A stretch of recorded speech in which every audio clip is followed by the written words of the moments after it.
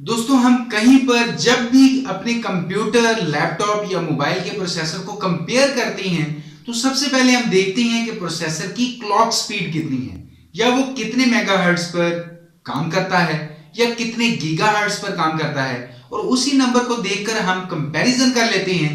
तो आज आप ये वीडियो देखते रहिए क्योंकि आज इस वीडियो में मैं आपको प्रोसेसर की इसी स्पीड के बारे में बताने वाला हूं कि आखिर 2 गीगाहर्ट्ज, 2.4 गीगाहर्ट्ज, 2.5, 2.8, 3 गीगाहर्ट्ज इन सब का मतलब क्या है और किसी भी प्रोसेसर की क्लॉक स्पीड कंपेयर करने के लिए आपका जानना क्या जरूरी है। अस्सलाम वालेकुम दोस्तों, मेरा नाम है काशिफ और आप देख रहे हैं टेक इन्फो ईडीयू। तो चलिए शुरू करते हैं।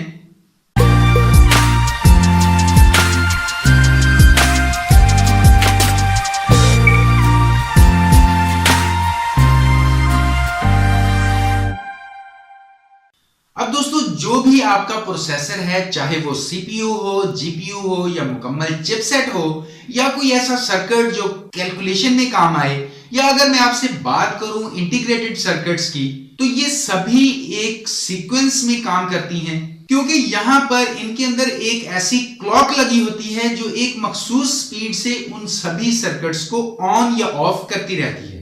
अब ऐसे में एक सेकंड में वो जितना ज्यादा बार ऑन ऑफ होगा इतनी ही तेजी से वो सर्किट काम करेगा।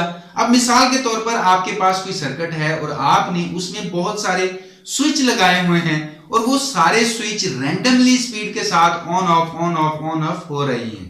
तो वो सारे स्विच जितना तेजी से ऑन ऑफ होंगे उतनी ही तेजी से डाटा आपके सर्किट पर फ्लो होगा और फिर ऐसे में जो आपकी प्रोसेसिंग है वो भी कंप्लीट हो जाएगी। लेकिन अगर यहां पर मैं आपसे ओल्ड प्रोसेसर्स की बात करूं तो फर्ज करें वो कोर i3 प्रोसेसर था या डुअल कोर या कोर टू 2 प्रोसेसर था, तो इस वक्त जो फ्रीक्वेंसी थी वो थी 2.2 गीगाहर्ट्ज, 2.4, 2.5, 2.8 गीगाहर्ट्ज या 3.0 गीगाहर्ट्ज। लेकिन आज की प्रोसेसर की फ्रीक्वेंसी की बात करें जैसे i5 या i7 तो यहां पर भी सेम फ्रीक्वेंसी ही मिलती है 2.5 या 3.0 गीगाहर्ट्ज वगैरह। तो इसका मतलब क्या हुआ कि हमने कोई इंप्रूवमेंट नहीं किया। जो फ्रीक्वेंसी हमें कोर टू 2 या डुअल कोर में मिलती थी वही आज है। जो काम हम उन प्रोसेसर पर करते थे वही आज के प्रोसेसर पर करते हैं। तो दोस्तों ऐसा यहां पर नहीं है क्योंकि क्लॉक स्पीड का मतलब है कि वहां पर कितनी स्पीड से स्विचिंग हो रही है। लेकिन असल में बात यह है कि उस सर्किट की बनावट कैसी है, ये बहुत इंपॉर्टेंट बात है क्योंकि क्या पता जो काम करने में सर्किट को 10 दफा ऑन ऑफ होना पड़ता था तब जाकर आप कोई एक स्पेसिफिक टास्क कंप्लीट कर पाते थे। तो अगर एक नया प्रोसेसर है जिसका डिजाइन काफी मुख्तलिफ है या वो जिस तरीके से बनाया गया है वो तरीका बिल्कुल मुख्तलिफ है, तो क्या पता वो 10 बार वाला काम एक बार ऑन ऑफ होकर कर दे। तो ऐसी हालत में अगर प्रोसेसर की क्लॉक स्पीड सेम भी है तो नया प्रोसेसर पुराने प्रोसेसर से 10 गुना फास्ट होगा। इसके अलावा दोस्तों जो मेगाहर्ट्ज वगैरह के बारे में आप सुनते हैं वो भी बहुत सिंपल है कि 1 मेगाहर्ट्ज का मतलब है 1 million time clock on off होती है। इस तरह अगर आप बात करें 1 गीगाहर्ट्ज की तो एक सेकंड में 1 billion time clock on off होती है।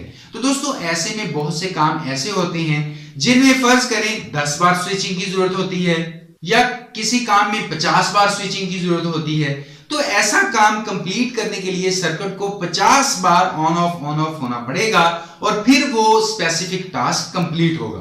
अब दोस्तों जरा आप सोच कर देखें कि एक सेकंड में वो कौन सा हिस्सा होगा जिसमें वो 50 बार ऑन ऑफ या हाई लो हो जाए और आपकी प्रोसेसिंग मुकम्मल हो जाए। तो दोस्तों यहां तक आप क्लॉक स्पीड के बारे में अच्छे से जान गए होंगे कि ये स्पीड सिर्फ और सिर्फ उस सर्किट की स्विचिंग को बताता है, लेकिन हकीकत में जिस सर्किट में स्विचिंग हो रही है उस सर्किट को बनाया कैसे गया है, बनाने में किस टेक्नोलॉजी को इस्तेमाल किया गया है, सर्किट का डिजाइन कैसा है, ये सभी बातें किसी भी प्रोसेसर को कंपेयर करने के लिए जानना जरूरी होती हैं।